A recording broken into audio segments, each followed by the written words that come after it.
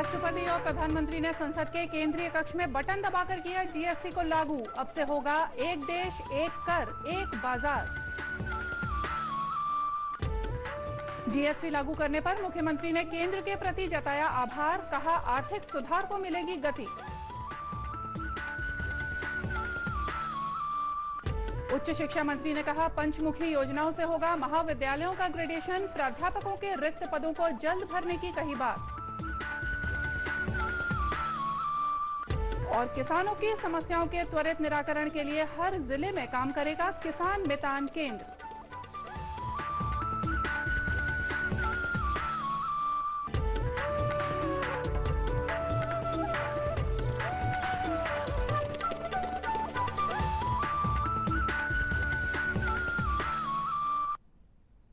नमस्कार, आप देख रहे हैं दूरदर्शन समाचार। मैं हूं मोनिका शर्मा और आइए अब देखते हैं समाचार विस्तार से।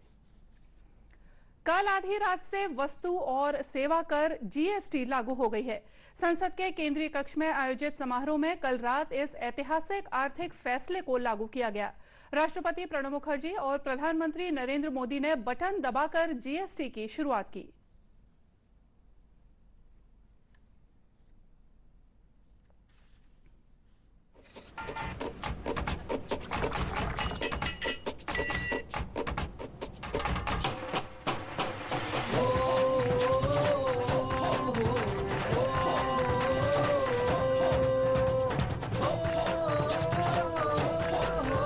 गरीबों का उद्धार, तेज विकास जीएसटी से। GST, good and simple tax. इस मौके पर उपराष्ट्रपति, लोकसभा अध्यक्ष और तमाम राज्यों के मुख्यमंत्रियों से लेकर देश की जानी मानी हस्तियां इस स्वर्णिम अवसर के गवाह बने। समारोह में राष्ट्रपति ने जीएसटी परिषद को इसे कार्य रूप में परिणीत करने के लिए बधाई दी। The new era in taxation is the result of broad consensus arrived at between the center and states. This consensus took not only time but also effort to build. The effort came from persons across the political spectrum who set aside narrow partisan considerations and put the nation's interest first. It is a tribute to the maturity and wisdom of India's democracy. It is remarkable that 18 meetings held so far, all decisions have been taken by consensus in the Council. I congratulate them. There were apprehensions whether the task of fixing rates for thousands of items could be accomplished by the GST Council, given the wide variations across states. The Council has pleasantly surprised every one of us by completing its task on time. प्रधानमंत्री ने GST को लागू करने के लिए सभी राजनीतिक दलों और राज्यों का आभार व्यक्त किया। उन्होंने इसे गुड एंड सिंपल टैक्स कहा। गंगानगर से लेकर के ईटानगर तक, लेह से लेकर के लक्षद्वीप तक, वन नेशन वन टैक्स, ये सपना हमारा साकार होके रहेगा। जिस व्यवस्था को हमने विकसित किया है, यह किसी एक दल की सिद्धि नहीं है, यह किसी एक सरकार की सिद्धि नहीं है, ये हम सबकी साझी विरासत है। जीएसटी न्यू इंडिया की एक टैक्स व्यवस्था है। जीएसटी डिजिटल भारत की टैक्स व्यवस्था है। जीएसटी सिर्फ ईज ऑफ डूइंग बिजनेस नहीं है, GST way of doing business की भी एक दिशा दे रहा है। जीएसटी सिर्फ एक टैक्स रिफॉर्म नहीं है, आर्थिक रिफॉर्म से भी आगे एक सामाजिक रिफॉर्म का भी एक अहम कदम है। GST goods and service tax के रूप में जाना जाता है, लेकिन हकीकत में ये गुड एंड सिंपल टैक्स है। गौरतलब है कि जीएसटी काउंसिल ने टैक्स की 5 दरें तय की हैं, जिनमें से करीब 81% वस्तुओं पर टैक्स की दर 0%, 5%, 12% और 18% के अंदर ही आती हैं, जबकि विलासिता की चीजों पर टैक्स की दर 28% होगी। इस तरह भारत में अब एक देश, एक कर, एक बाजार का सपना साकार हो जाएगा। मुख्यमंत्री डॉक्टर रमन सिंह ने केंद्र सरकार द्वारा जीएसटी कानून को लागू किए जाने पर आभार व्यक्त किया है। उन्होंने टैक्स सुधारों के इस बड़े बदलाव में भागीदार बन रहे सभी लोगों को बधाई दी है। उन्होंने कहा कि पूरे देश के साथ साथ छत्तीसगढ़ में भी जीएसटी लागू हो गया है। मुख्यमंत्री ने कहा कि जीएसटी भारतीय संविधान और सहकारी संघवाद की भावना के अनुरूप है। भविष्य का संपन्न भारत जब अपने विकास की कहानी सुनाएगा, तब इस बड़े आर्थिक सुधार का भी वो गर्व के साथ उल्लेख करेगा। मुख्यमंत्री ने कहा कि केंद्र द्वारा गठित जीएसटी परिषद में देश के सभी राज्यों को सदस्य के रूप में भागीदार बनाया गया है और कर राजस्व में भी राज्यों की भागीदारी बढ़ाई गई है। उन्होंने कहा कि जीएसटी लागू होने से राज्यों की सीमाओं के आर पार व्यापार और व्यवसाय को और भी अधिक तेज हो जाएगा। उन्होंने कहा कि नए कानून से टैक्स चोरी पर प्रभावी अंकुश लगेगा, सरकार को ज्यादा राजस्व मिलेगा और इससे विकास को गति मिलेगी। उच्च शिक्षा मंत्री प्रेम प्रकाश पांडे ने कहा कि महाविद्यालयों के ग्रेडेशन के लिए पंचमुखी योजना शुरू की गई है। श्री पांडे ने कांकेर में सरोना सालेह भाटा के शासकीय महाविद्यालय में आयोजित एक कार्यक्रम में कहा कि प्रदेश में प्राध्यापकों के रिक्त पदों पर शीघ्र नियुक्ति की जाएगी। इसके लिए लोक सेवा आयोग 876 पदों पर सहायक प्राध्यापकों की भर्ती के लिए साक्षात्कार ले रहा है। आज यहाँ मांग जब आ रही थी कि 9 सहायक प्राध्यापकों के पद खाली हैं, तो मुझे कहने में कोई संकोच नहीं है।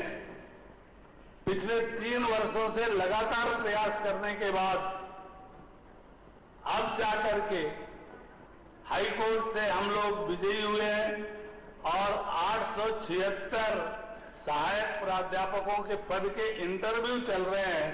आने वाले 1 महीने के अंदर उनके इंटरव्यू के जैसे ही पीएससी हमको रिजल्ट दे देगी, लगभग बहुत सारे महाविद्यालयों के आधे से अधिक पद भर देंगे। इससे पहले उच्च शिक्षा मंत्री ने महाविद्यालय के नवनिर्मित भवन का लोकार्पण भी किया। इस मौके पर उन्होंने महाविद्यालय में सभी संकायों में 10% सीटों की बढ़ोतरी को भी मंजूरी दी। खबरों का सिलसिला आगे भी जारी रखेंगे, फिलहाल लेते हैं एक छोटा सा ब्रेक।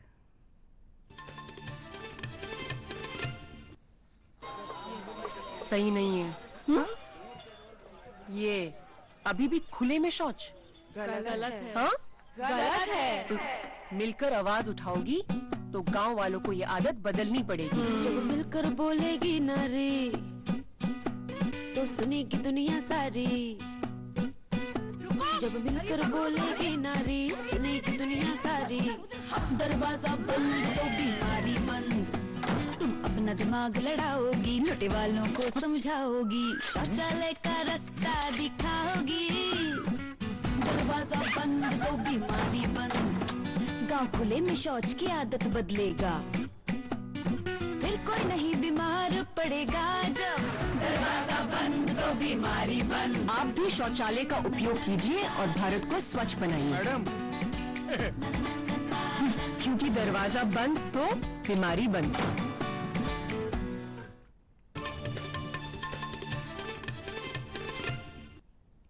ब्रेक के बाद एक बार फिर से स्वागत है आप सभी का दूरदर्शन समाचार में। और आइए अब देखते हैं 3 मिनट 10 खबरें।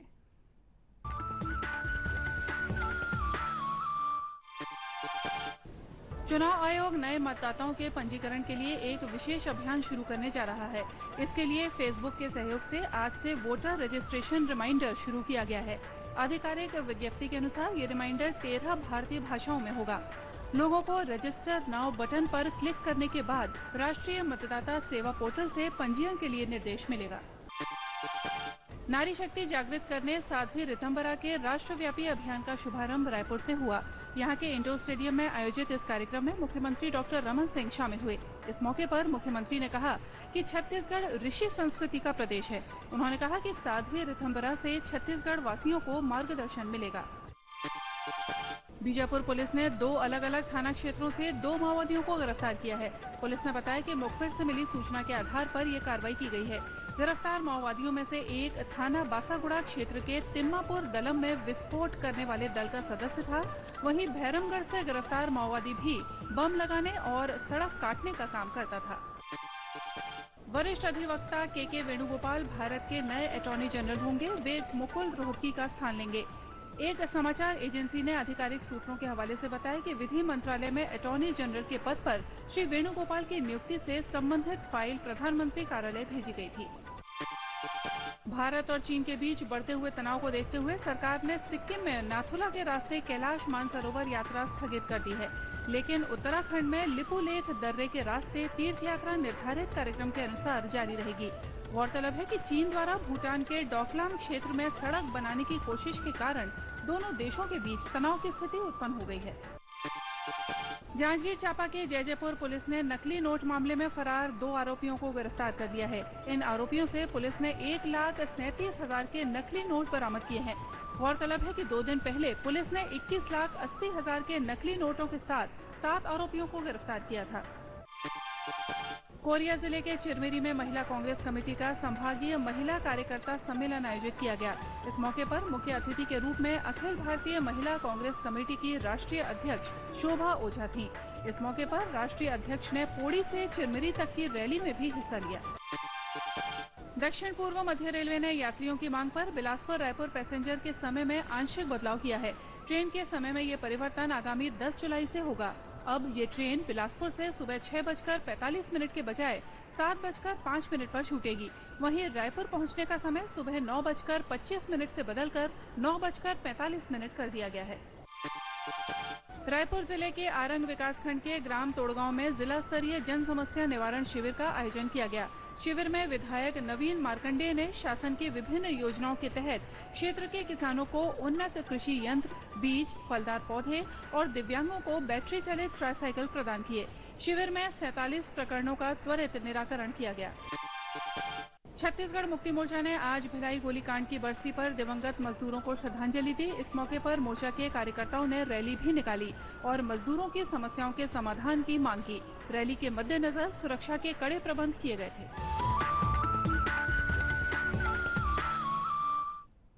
और आइए अब देखते हैं कुछ खबरें विस्तार से।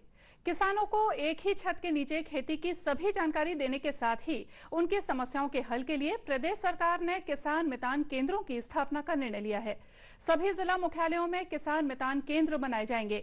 राजस्व और आपदा प्रबंधन विभाग ने इस संबंध में सभी संभागीय आयुक्तों और जिला कलेक्टरों को परिपत्र जारी कर दिया है। मुख्यमंत्री डॉक्टर रमन सिंह ने अधिकारियों से 1 सप्ताह के अंदर इन केंद्रों की स्थापना करने को कहा है।